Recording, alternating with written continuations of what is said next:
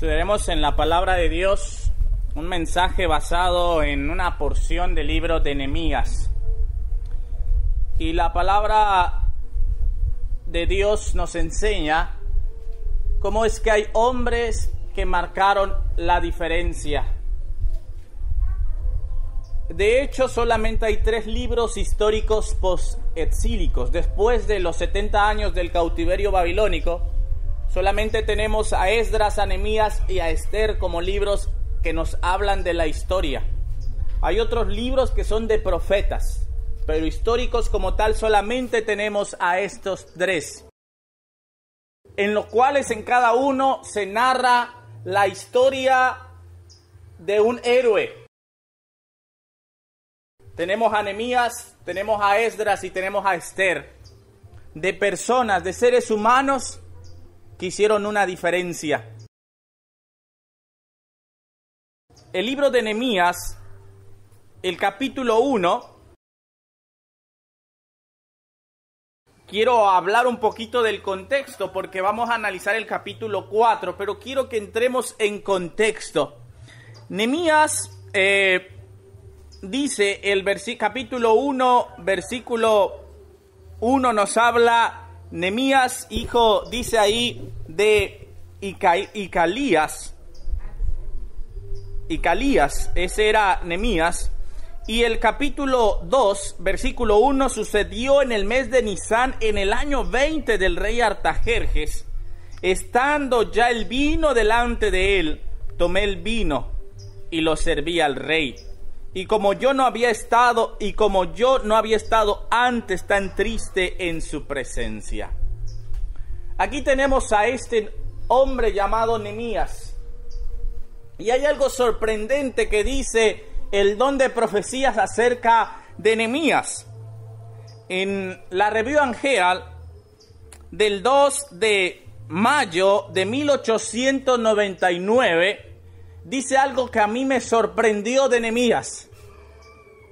Y dice la sierva del Señor que Nehemías está registrado en el cielo como un hombre. Y yo dije, ¿y los demás qué somos? Y ahí entendemos, hermano, que ser hombre como Dios manda no es cuestión de sexo, de que yo haya nacido hombre, sino que ante Dios las características de un hombre fiel, el actuar de una persona, es lo que dicta allá en el cielo cómo está registrado. Y también menciona que Nehemías era un hombre de acero, un hombre que no se doblaba, un hombre que no tan fácil iba a caer presa de los enemigos. Nehemías 2, versículo 3, el 1 nos dice que Nehemías estaba triste y nunca más su rostro había estado de esa manera. Y el 3 dice, y dije al rey, para siempre vive el rey, ¿cómo no estará triste mi rostro cuando la ciudad, casa de los sepulcros de mi padre, está desierta y sus puertas consumidas al fuego? Cuando el rey le pregunta a Nehemías por qué estaba triste, dice, ¿cómo no voy a estar triste? Si la ciudad de los sepulcros de mis padres, dice, está como, está desierta y sus puertas destruidas a fuego. Estudiábamos en la lección de escuela sabática cómo es que a causa del pecado de Judá, sus puertas, sus baluartes que tanto confiaban, iban a ser quemadas. Y ahora Nehemías estaba triste porque ya habían pasado más de 70 años. El cautiverio ya había terminado. Pero ¿cómo estaba la ciudad? La ciudad estaba derribada. La ciudad estaba tirada. Y Nehemías sufría por eso. Porque veía la problemática que existía, la inseguridad, el descuido de muchos. Y él estaba triste por esa razón. Y el rey, y no lo vamos a estudiar, el rey autoriza a Nehemías que regrese a la ciudad de sus padres para reedificar la muralla, para reedificar las puertas. Y el capítulo 3, y eso lo leen posteriormente, habla de 10 puertas que fueron reedificadas. Y yo me acordé de los 10 mandamientos. Menciona más puertas, pero son 10 las que menciona que reedificaron. Y yo me acordé que son 10 mandamientos que el pueblo judío echó por tierra y que también en la actualidad están siendo pisoteados. Pero ¿de qué manera nos narra o qué fue lo que hizo Nehemías antes de reconstruir esos muros, de reedificar esos muros? El capítulo 2, del versículo 12 hasta el capítulo 6, versículo 19, nos narra la reedificación de esos muros. Pero Nehemías hizo algo que siempre hay que hacer nosotros. Si nosotros vamos a construir algo y no nos ponemos a pensar cuánto vamos a gastar, cuál va a ser el costo, sin duda vamos a fracasar. ¿Y qué hizo Nehemías? El capítulo 2, versículos 12 al 15, no lo vamos a leer, nos narra que Nehemías se levanta y de noche inspecciona los muros. Un buen hombre, un buen líder, trabaja de noche. ¿De qué manera? De rodillas. Pero Nehemías se levantó y de noche fue a inspeccionar los muros para ver cómo estaban, cuál era el problema en que estaba la ciudad. Eso fue lo primero que hizo. Un buen líder es lo primero que hace. Después, los versículos 16 en adelante, al capítulo 3 más o menos, él hace una invitación ahora al pueblo ¿a qué? A reconstruir esos muros. Primero él inspecciona cómo está, pero ahora él solito podría hacerlo. Hermano, no podría hacerlo solo. Él tenía que invitar al pueblo ¿a qué? A que le ayudaran a reedificar esos muros. Y el capítulo 3, lo que ya les mencionaba de las 10 puertas, nos menciona la distribución de los edificadores. Claro, estaba la orden, bueno, vamos a reconstruir. Pero no era que cada quien haga lo que, como, no, eran 42 grupos que estaban ordenados por secciones que les tocaba reconstruir. El tiempo apremiaba. La situación era una crisis y se tenía que trabajar en orden. A cada grupo se le asignó una parte, se le asignó una tarea, un tramo de muralla que tendría que construir. A cada grupo tenía una responsabilidad.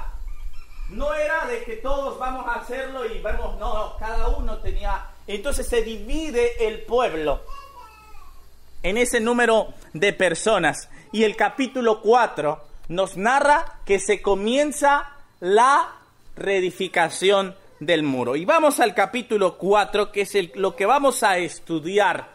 Y vamos a sacar una grande lección, hermanos, de esto que sucede en la actualidad. Dice el versículo 1. Cuando oyó Sanbalat que nosotros edificábamos el muro, se enojó y se enfureció en gran manera e hizo escarnio de los judíos. La pregunta es, ¿quién era Sanbalat? Sanbalat era el gobernador de Samaria. ¿Quiénes son los samaritanos? Lo conocemos. Jesús, ¿recuerdan que habló con la samaritana? Y la samaritana le dijo a Jesús, los judíos y los samaritanos no sé qué, no se tratan entre sí. ¿En dónde empezó el problema? Para que, rápido, los samaritanos son de Israel. Recuerdan que hemos estudiado las lecciones de escuela sabática anteriores que la capital de las 10 tribus era Samaria. Bueno, esos son los samaritanos, pero también ellos ya habían regresado del exilio, porque recuerdan que fueron los asirios los que se llevaron en cautiverio a los israelitas, cuya capital era Samaria.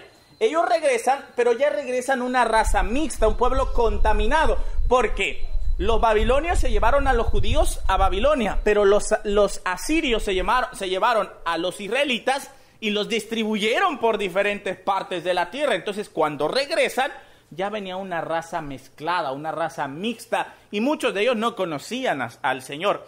Entonces, Sanbalat era el gobernador de los samaritanos. Cuando se dieron cuenta que Nehemías había empezado el proyecto y la gente ya se había puesto a trabajar, este hombre, dice ahí que ¿qué pasó con él? Hizo escarnio, se enojó. Y el versículo 2 dice lo siguiente: y habló delante de sus hermanos y del ejército de Samaria. Así que reúne a sus hermanos y al ejército. Y dice: ¿qué hacen estos débiles judíos? ¿Se les permitirá volver a ofrecer sus sacrificios? ¿Acabarán algún día? ¿Resucitarán los montones de polvo las piedras que fueron quemadas? ¿Qué preguntas hizo este hombre? Reúne a su ejército y dicen: ¿y estos locos qué hacen? Estos débiles judíos. Una nación destruida, hermanos. ¿Qué hacen? ¿A poco irán a acabar algún día? Y luego menciona algo, dice: ¿se les permitirá volver a ofrecer sus sacrificios si ellos están cautivos en Babilonia? Si Babilonia es una nación pagana, ¿será que acaso el rey les va a dar permiso de ofrecer otra vez su culto? Y otra pregunta dice: ¿resucitarán los montones del polvo, de los montones del polvo, las piedras que fueron quemadas? Hermanos, todo se había quemado. Decían: ¿a poco esas piedras van a resucitar? Eso se lo estaban diciendo entre ellos. Y cualquier parecido a nuestra situación, hermanos, no es coincidencia. Porque a veces cuando se hacen planes, hay otros que por allá o que por otro lado empiezan: ¿y qué irán a hacer los hermanos? Y no saben. Y dice el siguiente versículo: y estaba junto a él Tobías el amonita, el cual dijo: lo que ellos edifican del muro de piedra, si sube una zorra, lo derriba. ¿Qué dijeron? Si un animal se sube a eso que están haciendo porque no saben construir, se va a caer si se sube un animal. ¿Quién era Tobías? Tobías tenía un cargo. Era la mano derecha de Sanbalat, el secretario de gobierno. Y ahora él dice: bueno, si se sube una zorra, ahí se va a caer. Estaban haciendo escarnio de los judíos. Pero estaban allá en su ciudad, en su pueblo. Allá estaban hablando de esto. Lo bueno es que aquí en la iglesia casi no se da, ¿verdad? Hablar de los planes de otros. Dice que estaban haciendo escarnio. Otra versión dice: hasta una zorra, si se sube ese montón de piedras, lo echa abajo. Eso dijeron. Hay algo interesante, queridos hermanos, que a veces sucede. Y el libro de Santiago habla, capítulo 3, versículo 3 al 5, habla del poder de la lengua. Y dice: aquí nosotros ponemos freno a la boca de los caballos para que nos obedezcan. Y dirigimos así todo su cuerpo. Y los hermanos que viven aquí, vi un hermano que iba en su caballo ese día que llegamos. Y con ese freno se dirige ¿qué? El caballo. Dice: mirad también las naves, aunque tan grandes, llevadas de impetuosos vientos, son gobernadas por un pequeño timón, por donde el que las gobierna quiere. Así también la lengua es un miembro pequeño, pero se jacta de grandes cosas. He aquí cuán grande bosque enciende un pequeño fuego.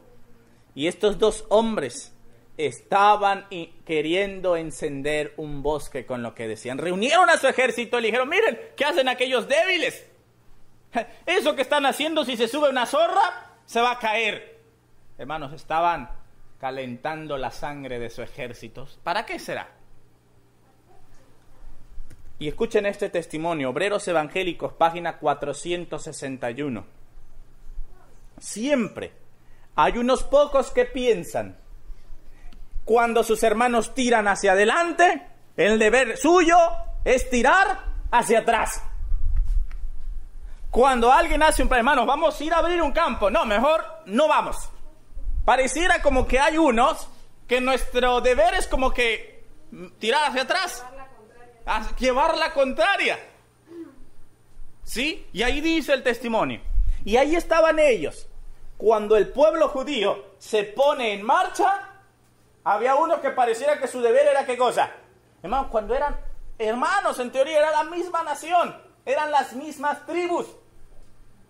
Pero pareciera que su deber de ellos era ¿qué? ¿Tirar para qué? ¿Para el otro lado? Por eso dice ahí, siempre hay unos pocos que piensan que cuando sus hermanos tiran hacia adelante es deber suyo tirar hacia atrás. Objetan a todo lo que se les propone y combaten todo plan que ellos mismos no hayan originado. Siempre hay unos así. Bueno, yo imagino que aquí no sucede. Me imagino que en las iglesias de la ciudad norte tampoco. De que hacemos un plan de trabajo, pero siempre hay otros que dicen, no, yo no. A menos que ellos hayan hecho el plan. Ahí, eso sí. Así dice el testimonio, no lo digo yo. Y esto estaba pasando con el pueblo judío.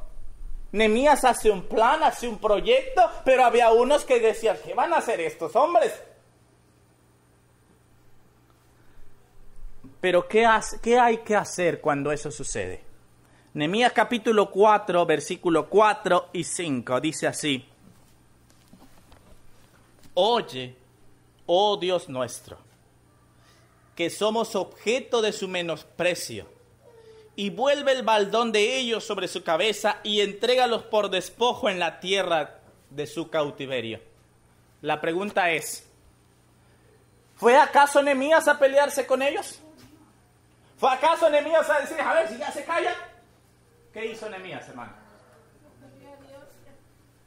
Nehemías se puso de rodillas, hermano.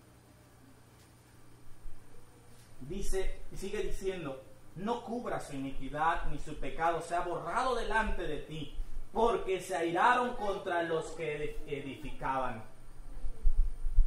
Edificamos pues el muro y toda la muralla fue terminada hasta la mitad de su altura, porque el pueblo tuvo ánimo para trabajar.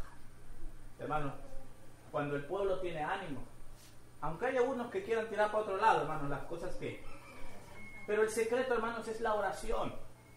Porque si yo me pongo a discutir con los que no quieren, pues nos la vamos a pasar discutiendo, ¿no? Y siempre así pasa. Ajá. Pero aquí, como Nehemías era un hombre de oración, él fue a orar y dice que el pueblo tuvo ánimo de trabajar. Y el pueblo dice ahí que trabajó hasta la mitad del muro. Y el pueblo se encuentra con dificultades. Aquellos que empezaron hablando van a actuar, porque no se van a quedar así.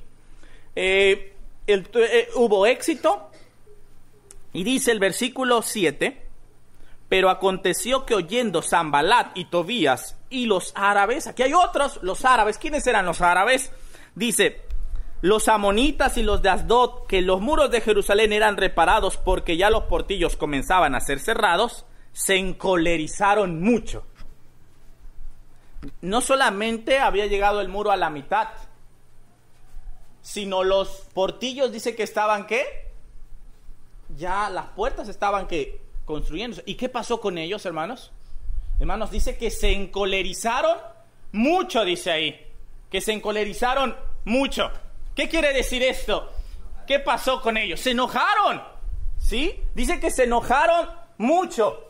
Y a veces, queridos hermanos, eso pasa también cuando alguien tiene un plan.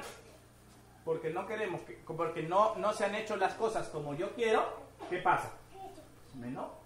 Porque a veces, o no, siempre pensamos, y ojalá no nos pase, yo lo hubiera hecho mejor. Si yo hubiera quedado de director, yo lo hubiera hecho mejor que el hermano. Si yo hubiera sido esto, yo lo hubiera hecho así. ¿Por qué no me pidieron opinión? ¿Por qué no hicieron esto? ¿Por qué no hicieron aquello?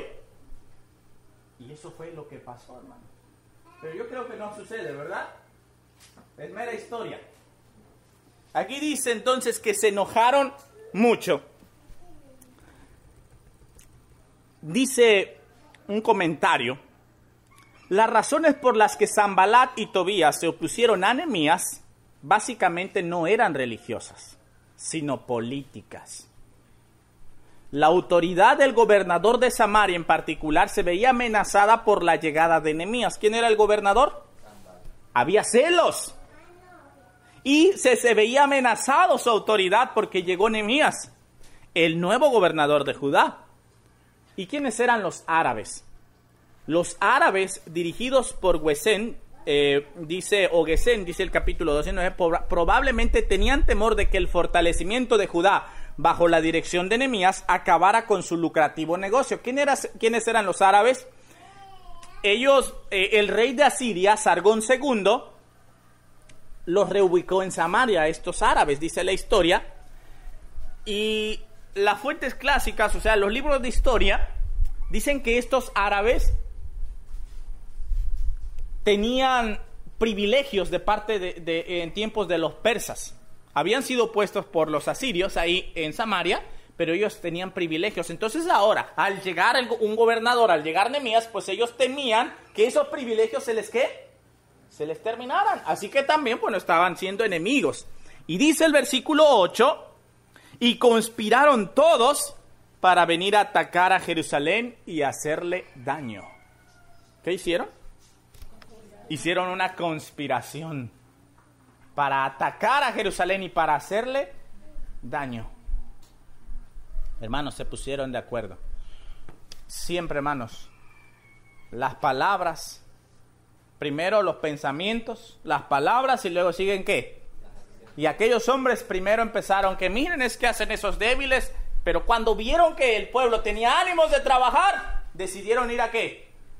Ir a atacarlos, queridos hermanos. ¿Y qué tenemos que hacer? Hay un testimonio, a fin de conocerle, página 182. Dice algo interesante. A veces, bueno, todavía no estoy leyendo, pero a veces nosotros nos creemos mejores que los demás y que podemos hacerlo mejor.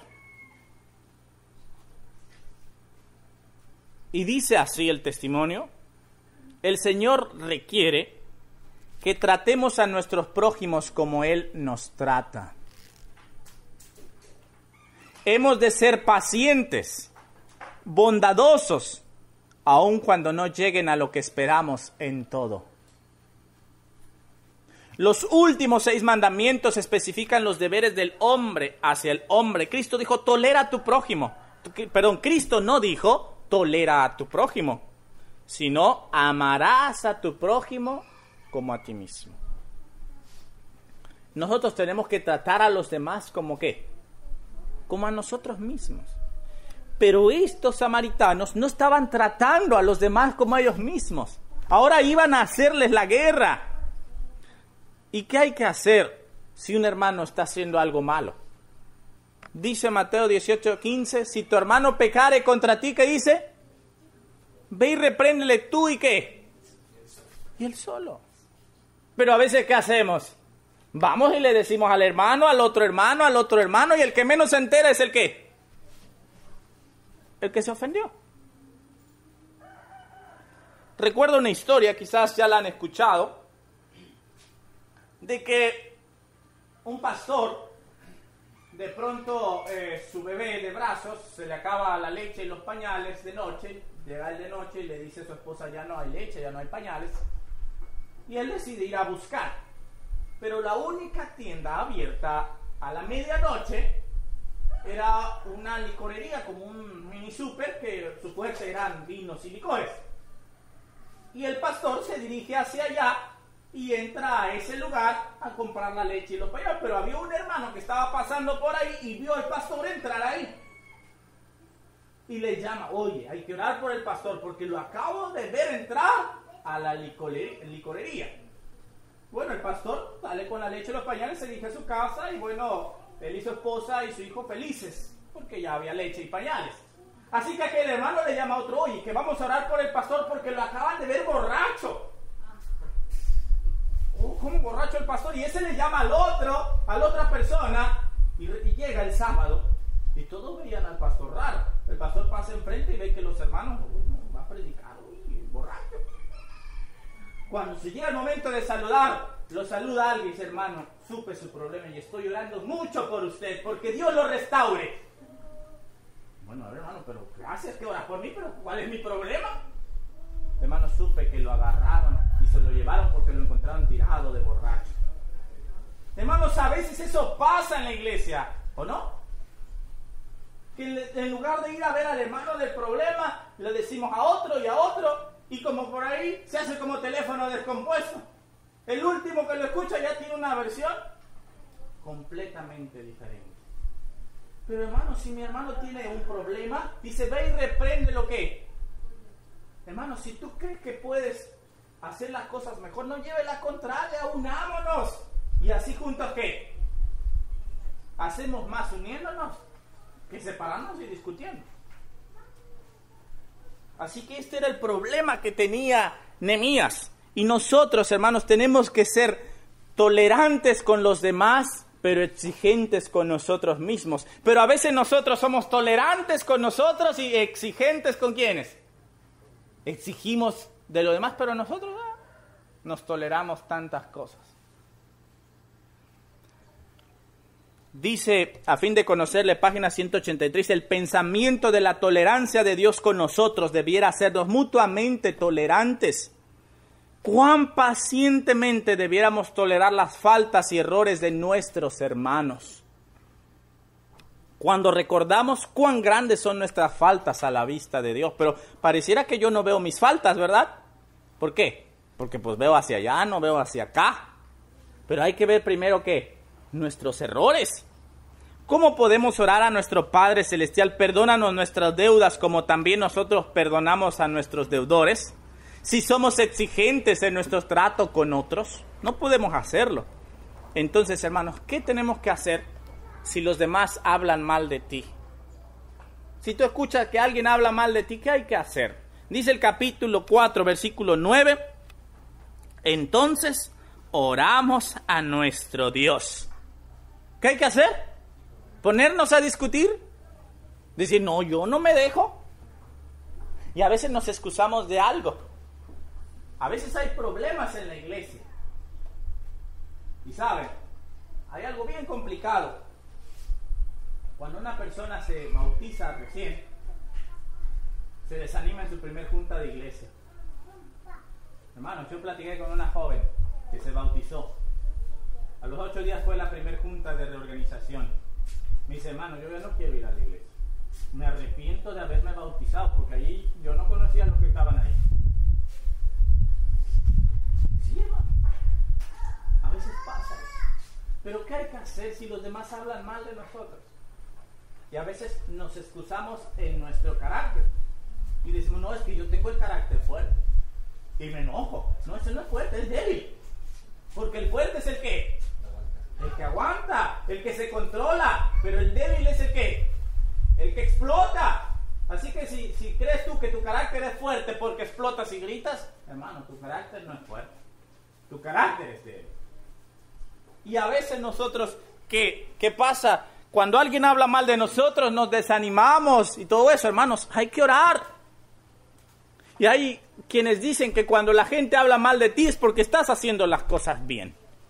Puede ser cierto, porque aquí estaba sucediendo esto. Pero miren, dos cosas, orar y sigue diciendo, por causa de ellos pusimos guarda contra ellos de día y de noche. Hay que velad y orad. Ese es el secreto, velad y orad. Y Santiago 5:16 dice que la oración del justo, ¿qué? Puede mucho.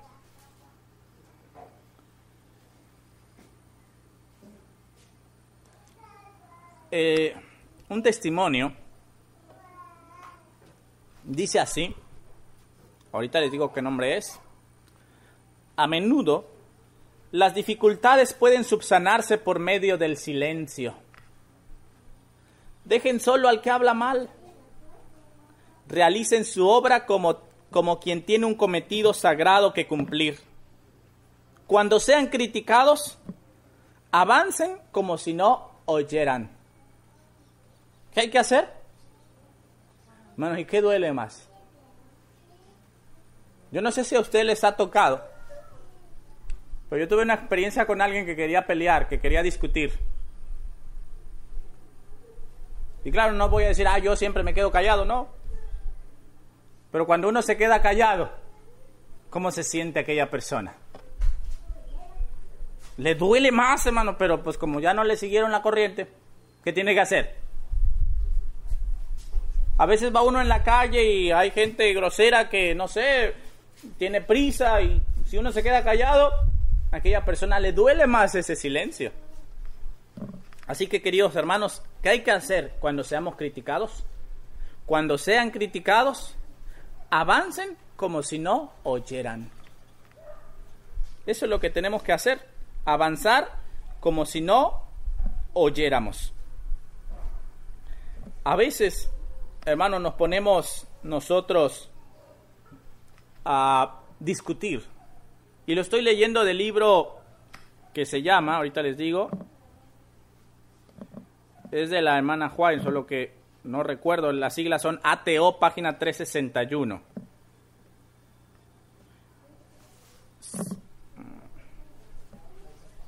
Alza tus ojos, página 361. Dice, a menudo las dificultades pueden subsanarse por medio del silencio. Dejen solos al que habla mal. ¿Qué hay que hacer? ¿Ponernos a discutir? ¿Más hay que qué? Pues que hable. Hablando no va a hacer nada, pero hay algo que sí hay que hacer. Dice 4:10. Y dijo Judá, las fuerzas de los acarreadores se han debilitado, y el escombro es mucho, y no podemos edificar el muro. Sigo leyendo. El 11, y nuestros enemigos dijeron, no sepan ni vean hasta que entremos en medio de ellos y los matemos cuando hagamos cesar la obra. ¿Cuál era el objeto? Matarlos, hermanos, pero en secreto. Pero sucedió que cuando venían los judíos que habitaban entre ellos, nos decían hasta 10 veces, de todos los lugares de donde volvieres, ellos caerán sobre vosotros. ¿Qué dice la sierva del Señor? Que aquellos samaritanos contrataron a los mismos del pueblo, ¿para qué? Para lograr su objetivo. O sea que el enemigo estaba ¿dónde? Estaba dentro de las puertas el enemigo. Contrataron a la gente, hermano, ¿para que los hicieran cesar? Ya, hermano, ¿cómo duele? Cuando a veces hay planes y siempre hay alguien que los echa para atrás. Entonces, por las partes, bueno, esto fue lo que pasó, que trataron de ¿qué? De impedir la construcción. Hay un libro que se lo recomiendo, es una compilación de escritos de la hermana White, se llama Lecciones de la vida de Nehemías. Es un libro muy pequeño, les recomiendo que lo lean, y la página 34 de ese libro dice así: los emisarios del enemigo se empeñaron en destruir su coraje a través de la circulación de falsos informes. Se formaron conspiraciones con varios pretextos para hacer con que Nehemías cayese en sus propias trampas. Se encontraron judíos de corazones falsos, listos para ayudar en este engañoso emprendimiento. Nuevamente se distribuyó un informe que decía que Nehemías estaba planeando una rebelión contra el monarca de Persia, tratando de exaltarse a sí mismo como rey de Israel, y de todos los que lo ayudaran eran traidores. Empezaron a circular ¿qué? ¿Falsos qué? Emisarios del enemigo, profesando amistad, mezclándose con los trabajadores, sugirieron cambios en los planes, tratando por diversos medios de distraer la atención de los trabajadores, para causar confusión y perplejidad y para levantar desconfianza y sospechas. ¿Qué hicieron? Mandaron sus emisarios. ¿Para qué? Para hacerlos cambiar los planes. Y los planes establecidos para el avance de la obra eran informados a través de los espías al enemigo, permitiendo de esta manera que ellos trabajaran aún con más efectividad para desbaratar el propósito de los trabajadores.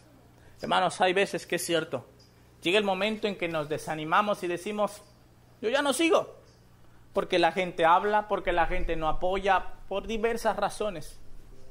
Y hay veces, hermanos, que uno ya no quisiera avanzar, dejar la obra ahí, decir, hermanos, ya no lo hago más, ¿de qué sirve? Si bien es cierto que lo que hacemos es para Dios, pero ¿a poco no desanima lo que otros dicen? Sí, hermanos, de pronto ya no queremos hacerlo, de pronto ya no queremos continuar, porque mientras unos hacen para adelante, otros ¿qué? Hacen para atrás. Pero hermanos, ¿cuál es la razón por la cual nosotros debemos o no nos debemos de cansar de luchar? Y esto a mí se me hace la razón de más peso por la cual no debemos dejar de luchar. El versículo 13 y 14 que leímos hace rato, vamos a leerlo. Dice, entonces, por las partes bajas del lugar, detrás del muro y en sitios abiertos, puse al pueblo, ¿por qué? Por familias, con sus espadas, con sus lanzas, con sus arcos. Después miré y me levanté y dije a los nobles y a los oficiales y al resto del pueblo, no temáis delante de ellos, acordaos del Señor grande y temible, y aquí están las razones, y pelead por vuestros, ¿qué? Hermanos. ¿Tenemos hermanos por quienes luchar? Amén, hermano. Y dice, por vuestros hijos. Mi hija es la razón más grande para luchar, hermanos. Porque yo sé que cuando Cristo venga, ¿por qué me va a pedir cuentas? ¿Y si yo me desanimo? Hermanos, ¿por qué desanimarnos si los demás hablan mal? ¿Por qué desanimarnos si los demás no quieren apoyar? Si tenemos hijos. Y los que no tienen hijos tienen que, hermanos. Y dice ahí, por nuestras, ¿qué? Hijas. Por vuestras mujeres. Por vuestras casas. Por vuestras familias, hermanos. Si te ha llegado el desánimo, si de pronto sientes que ya no quieres avanzar, y dices, yo ya quiero salirme de la iglesia, toma en cuenta que tenemos, hermanos, una influencia muy grande. Una influencia muy grande. Y los primeros influenciados, ¿quiénes son? Hermanos, son los hijos, la esposa, el esposo. Ojalá fuera que si alguien quiere perderse, se perdiera solo.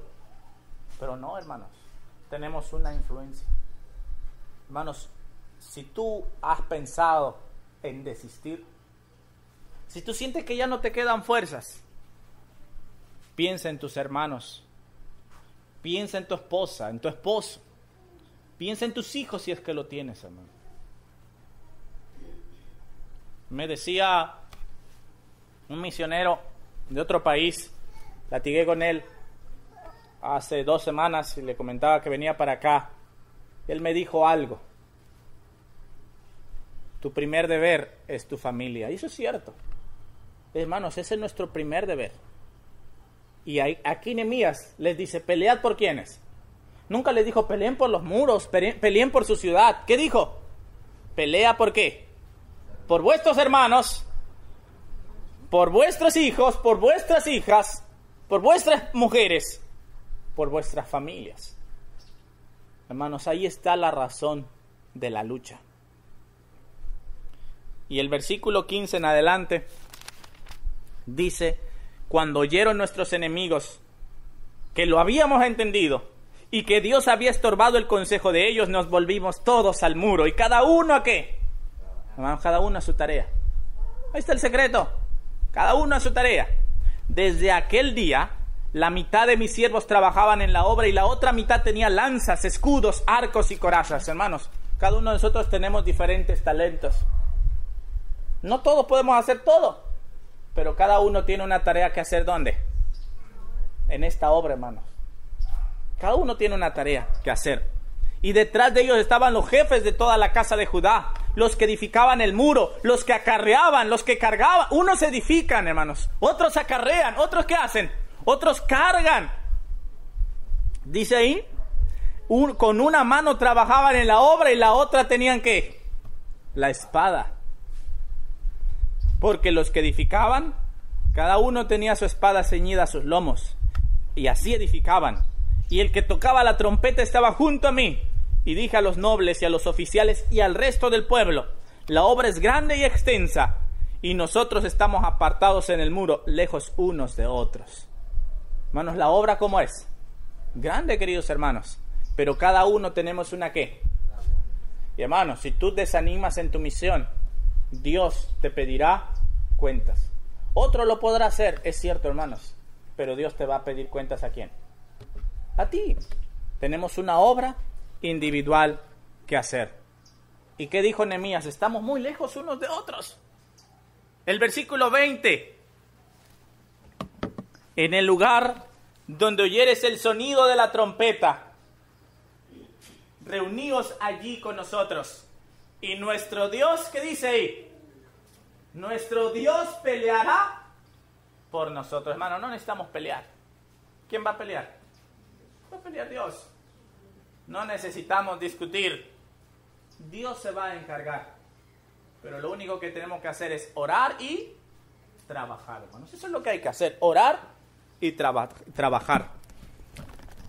Leo ese comentario de este libro que los menciono, y bueno, también está en un manuscrito